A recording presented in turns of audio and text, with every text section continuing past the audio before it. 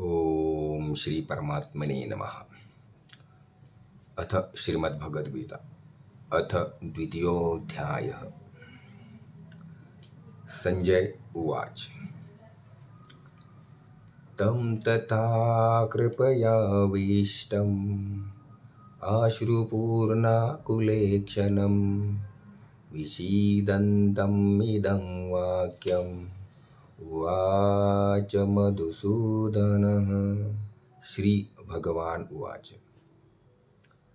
कुतस्त्वाकशमलमिदं विश्वमे सम उपस्थितम् अनार्यजुष्टम् अस्वर्ग्यम् अकीर्तिं करमर्जुन। क्लैब्यमास्मगमः पार्थ नैतत्त्वयुपपद्यते क्षुद्रं हृदय दौर्बल्यं त्यक्तोत्तिष्ठ परन्तप। अर्जुन उवाच। कथं भीष्ममहं संख्ये द्रोणं च मधुसूदन इषुभिः प्रतियोत्स्यामि पूजार्हा वरिसूदन। गुरून् हत्वा हि महानुभावान् श्रेयो भोक्तुमेक्षम् अपीह लोके। हत्वार्थकामांस्तु गुरूनिहैव भुञ्जीय भोगान् रुधिरप्रदिग्धान्। न चैतद्विद्मः कतरन्नो गरीयो यद्वा जयेम यदि वा नो जयेयुः। यानेव हत्वा न जिजीविषाम तेव स्थिताः प्रमुखे धार्तराष्ट्राः। कार्पण्यदोषोपहत स्वभाव पृच्छामि त्वां धर्मसम्मूढचेता। यश्रेयस्यानिश्चितं ब्रूहि तन्मे शिष्यस्तेऽहं शाधि मां त्वां प्रपन्नम्।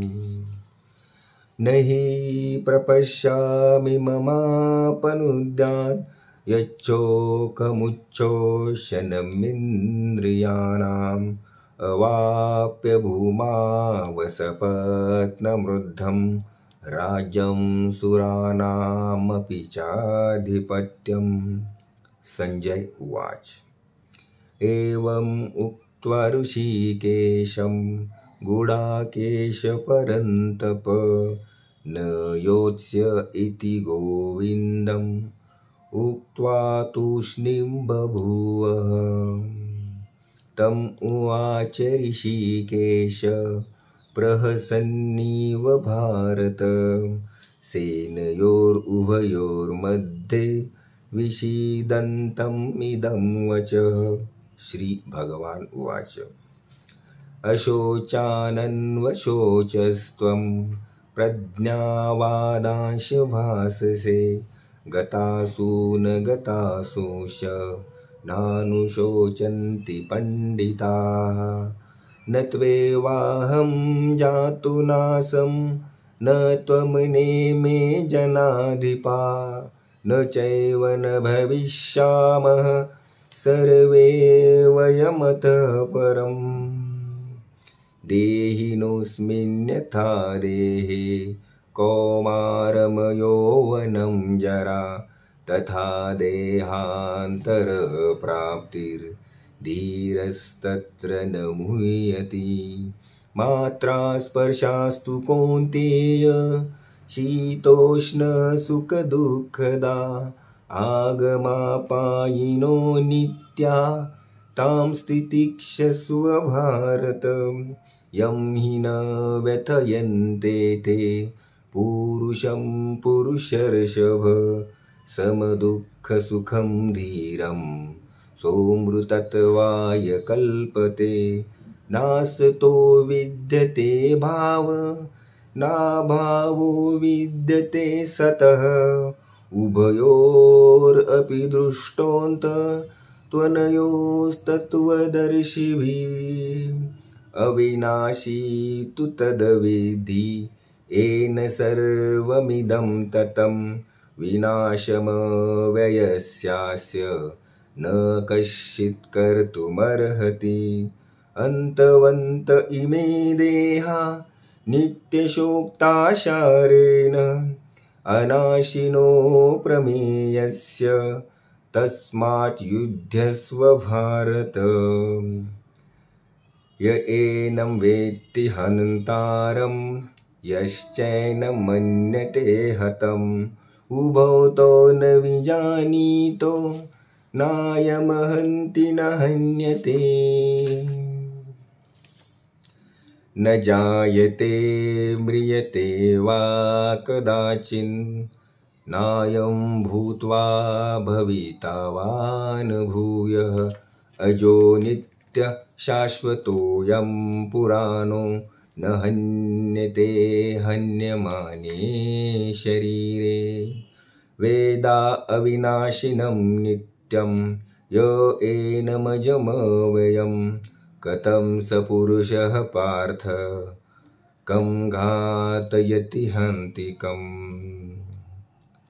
वासांसि जीर्णानि यथा विहाय नवानि गृह्णाति नरोपराणि तथा शरीराणि विहाय जीर्णान् यन्यानि संयाति नवानि देहि नैनं छिन्दन्ति शस्त्राणि नैनं दहति पावक न चैनं क्लेदयन्त्यापो न शोषयति मारुतः अच्छेद्योऽयमदाह्योऽयम् अक्लेद्य अशोष एव च नित्यः सर्वगतः स्थाणुरचलोऽयं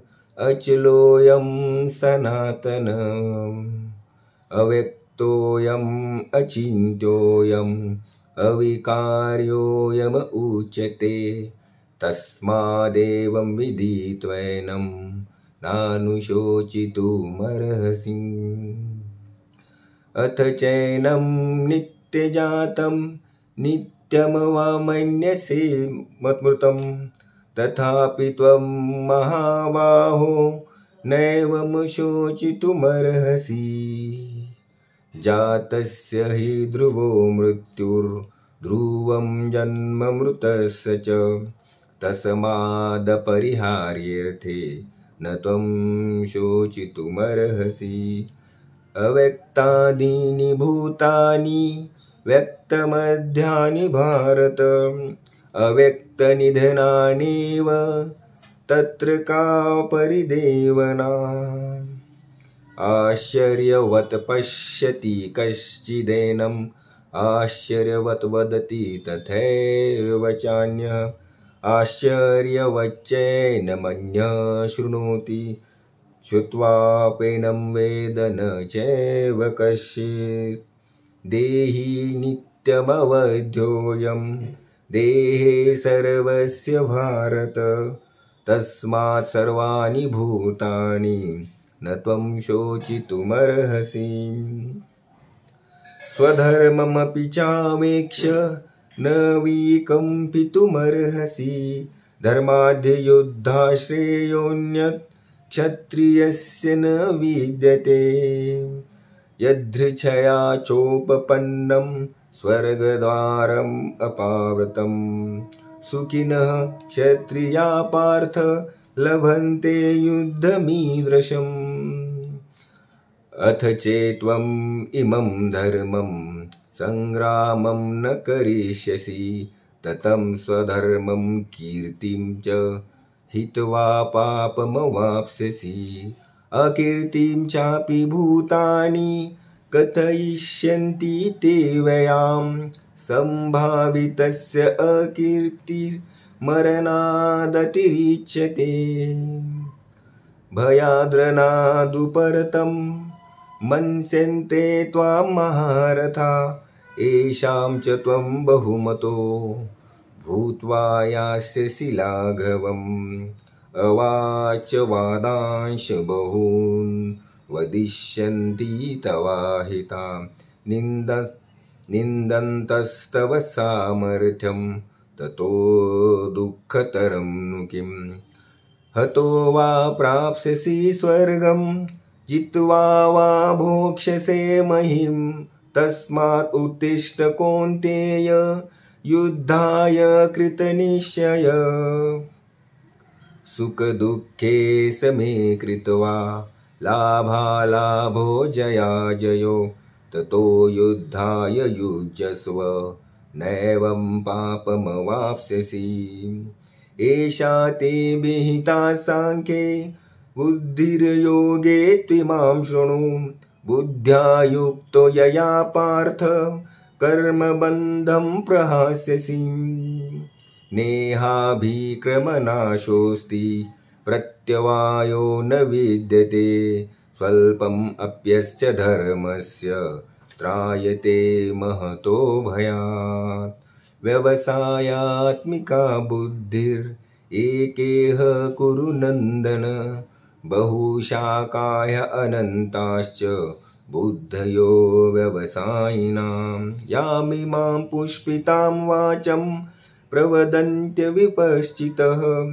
वेदवादरतः पार्थ नान्यदस्तीति वादिनः कामात्मानः स्वर्गपरा जन्मकर्मफलप्रदां क्रियाविशेषबहुलां भोगैश्वर्यगतिं प्रति। काय आलं?